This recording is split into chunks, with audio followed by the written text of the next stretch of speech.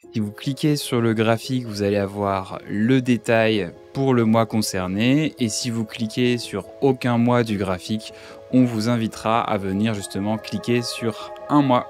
Hello, aujourd'hui je vais vous montrer comment afficher dynamiquement des formes ou les faire disparaître. C'est une super astuce à connaître dans Power BI et je vous montre ça tout de suite.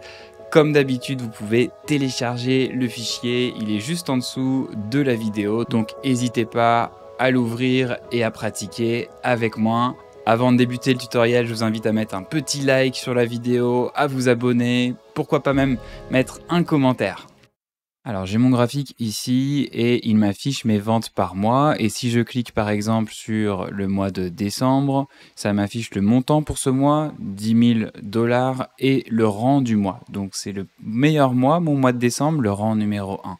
Maintenant, si par exemple je clique sur le mois de juin, je vois qu'en juin on a fait environ 2300 et que c'est le 8e meilleur mois. Jusque là tout va bien. Par contre, si je désélectionne mon mois de juin, dans cette situation où rien n'est sélectionné sur le graphique, on voudrait masquer ces deux éléments de détail. Donc on peut insérer une forme et masquer dynamiquement cela. On va dans Insérer, on va insérer une forme, par exemple un rectangle, et je vais simplement venir masquer mes deux indicateurs. On voit dans le style du carré qu'on a une possibilité d'avoir une certaine transparence et c'est là-dessus qu'on va jouer.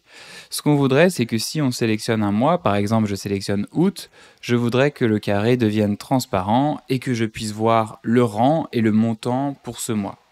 Si par contre j'ai rien de sélectionné, je voudrais que le carré ne soit plus transparent et c'est ça qu'on va faire ensemble maintenant. Première étape, il faut qu'on sache s'il y a un mois qui a été sélectionné. Donc je vais venir ici créer une mesure pour répondre à cette question. Clic droit sur mesure, nouvelle mesure. Cette mesure, je vais l'appeler nombre de mois sélectionnés. On va simplement compter le nombre de mois qui ont été sélectionnés. Donc je vais venir prendre les valeurs de année, mois. En fait, c'est ce qui est positionné sur mon graphique sur les abscisses. Je vais prendre les valeurs et je vais les compter. Vous allez voir où je veux en venir. Count rows. Donc ça, c'est ma première mesure. Et ce qui est intéressant, je vais juste la déplacer pour que vous compreniez bien ce que j'essaye de faire. Si je sélectionne un mois, elle va être égale à 1. Et si je sélectionne 0 mois, elle va être égale à 12. Donc on va pouvoir l'utiliser pour venir dynamiquement modifier la couleur de ce carré. Et justement, faisons-le. Une nouvelle mesure ici, que je vais appeler couleur du carré. Comme ça, c'est assez explicite. Et on va dire, si le nombre de mois sélectionnés est égal à 1, dans ce cas-là, on voudrait que la couleur du carré soit transparente. Vous allez pouvoir utiliser ce code-là.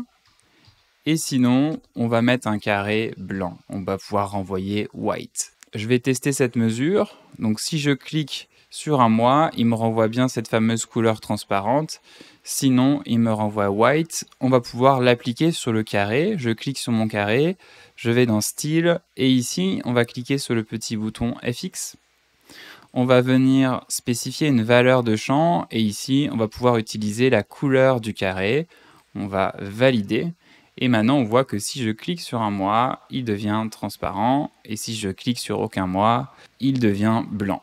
J'ai pas besoin de contour sur mon carré, donc la bordure, je vais la désactiver. Donc c'est parfaitement fonctionnel. Et on va ajouter un petit texte à l'intérieur du carré. Pour ça, on va créer une nouvelle mesure. On va l'appeler texte du carré. Même principe, si on a un nombre de mois sélectionnés qui est égal à 1, on va afficher aucun texte. Sinon, on va indiquer « Veuillez sélectionner un mois sur le graphique ».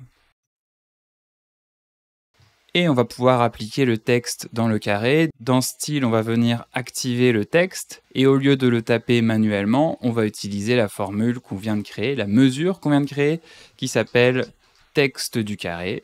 On valide. On change la couleur. Maintenant, si je clique sur un mois, j'ai bien le détail qui s'affiche. Sinon, j'ai ce pavé blanc avec l'instruction de sélectionner. J'espère que ce tutoriel a été utile pour vous. Si vous avez des questions, des commentaires, n'hésitez pas à les écrire en dessous. Et je compte également sur vous pour mettre un petit like et vous abonner à la chaîne. Ciao!